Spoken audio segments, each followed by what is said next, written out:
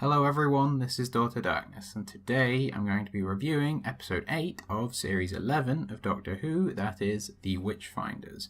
And going into this episode, we've come off the back of 2 episodes that I actually really liked, and it kind of felt like maybe this series, which I thought was mostly kind of bland and uneventful so far, was finally getting some momentum. And then we come to this one, another historical, and I think this is my favourite episode of the entire series so far. As a bit of a disclaimer, I did mention this a couple of videos ago, but I do have a history degree, and I did study witchcraft in my final year there.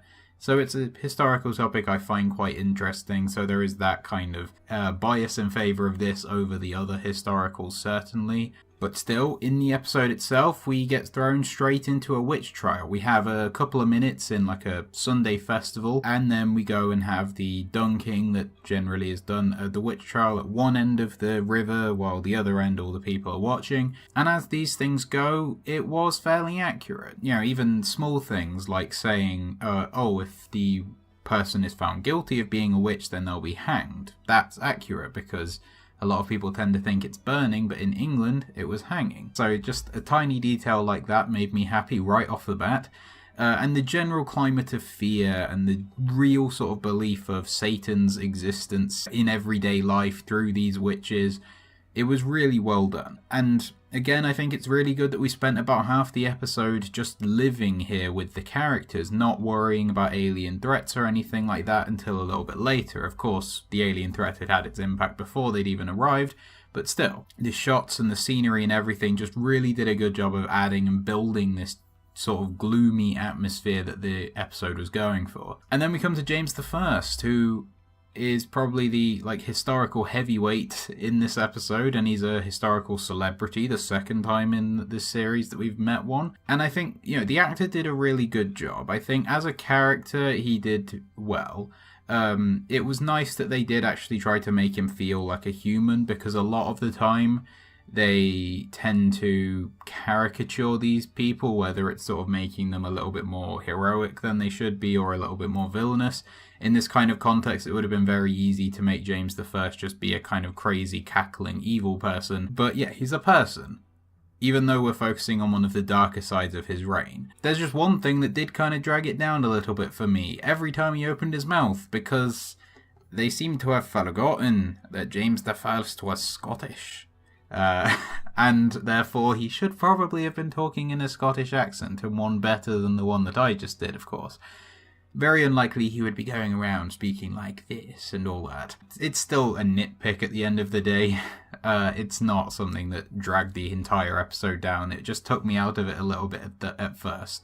Meanwhile, they did exactly what I was hoping they would do when changing the Doctor's gender. That is, it doesn't matter for the Doctor, but she goes back in time, and it does affect the way that she's viewed. She can't just come in and take control of a situation as she could when she was a man, because women at this time would have been unlikely to have been in the sort of position she was pretending she was. And it is something that will make a difference when travelling through time.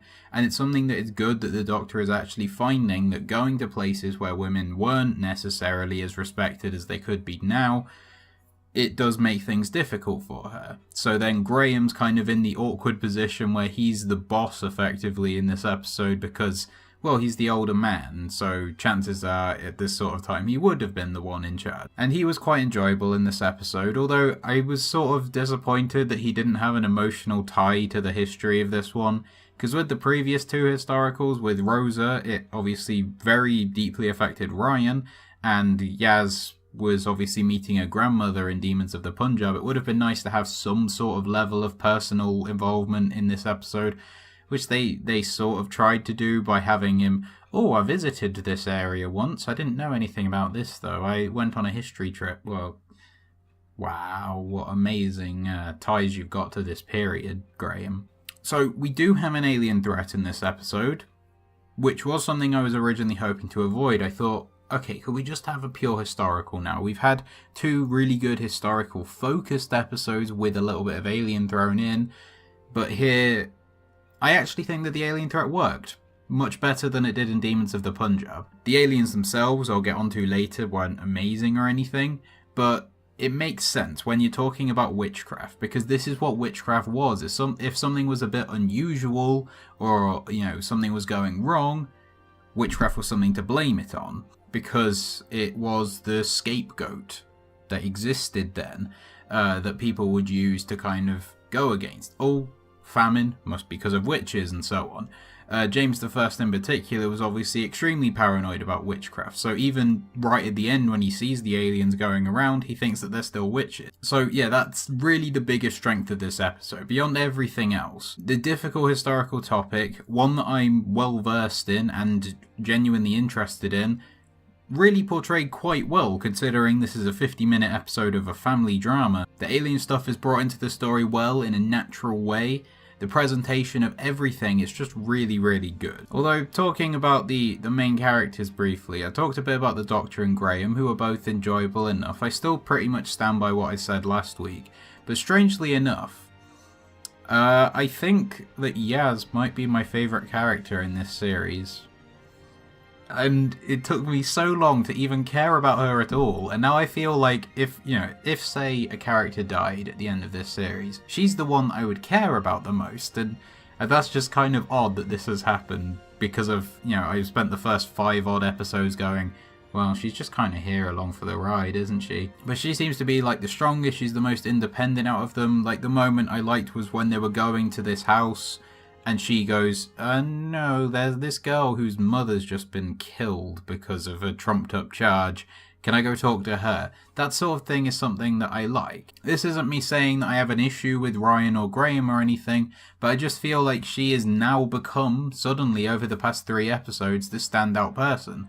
And I don't know, maybe the fact that I'm genuinely getting behind her and rooting for her is part of the reason why I think the last 3 have been like the best streak of the series so far by some distance. Although Ryan's relationship with James I is quite interesting. It was kind of nice that they were able to get to know each other. They obviously come from 2 completely different backgrounds. One was a king from practically the moment he was born, and then the other is just a normal person from Sheffield who works in a warehouse, but they do have common ground with their history, with their parents and everything. As I mentioned before, these historical figures can be caricatured quite often. It's nice that we saw a little bit of James I, a little bit of why he is the way he is. And then Becca Savage is sort of the villain of this episode, and she's an interesting character.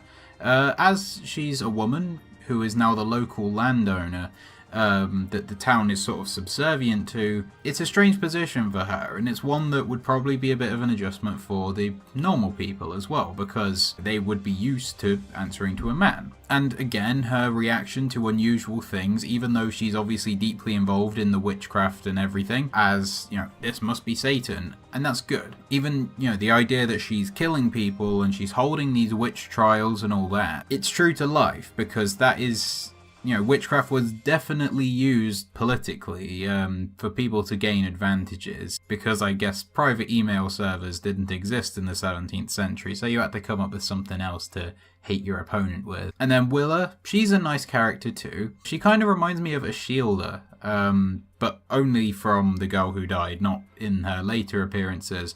She's just a normal girl. Her family's ripped apart by the events of everything. The Doctor kind of comes along and she's sort of thrown along for the ride for a while. And the shot at the end when the TARDIS dematerializes and James I frowns at it while she smiles, that's a nice scene. I really did like that one. It kind of reminded me of what the 12th Doctor said about Bill in the pilot last year. However, onto the alien threat, and as a threat, I think it worked really well until the point that they were properly revealed at the Doctor's witch trial, which, by the way, was a nice thing. I'd predicted, obviously, that the Doctor would be accused of witchcraft, so I'm right, yay. The scene where she talks to James I about it and tries to kind of understand why he thinks the way he does, that was a really nice scene.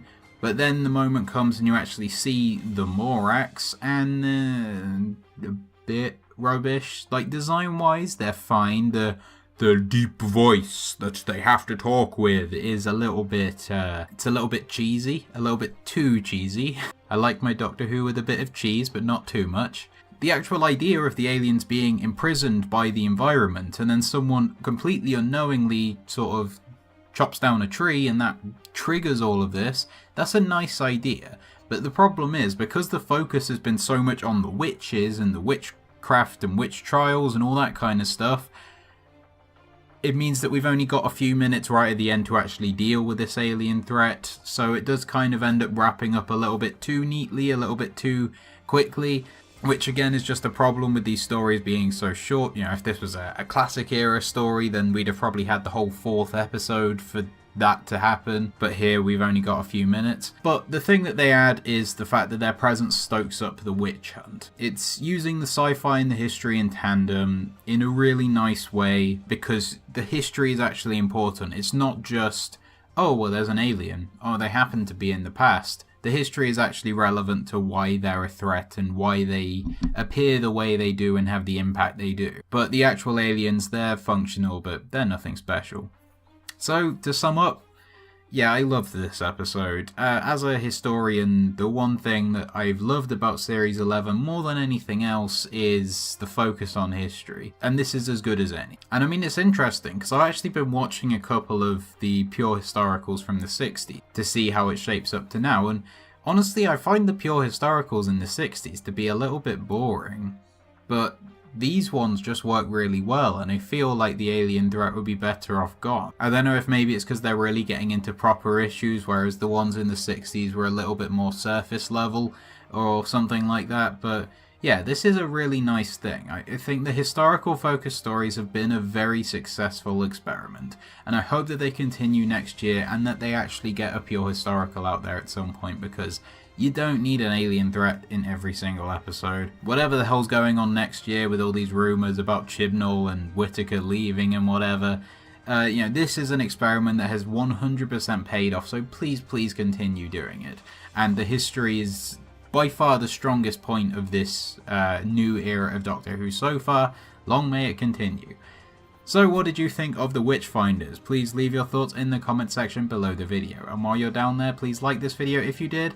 And if you liked it, then check out my other videos and subscribe to this channel. And as always, thank you for watching.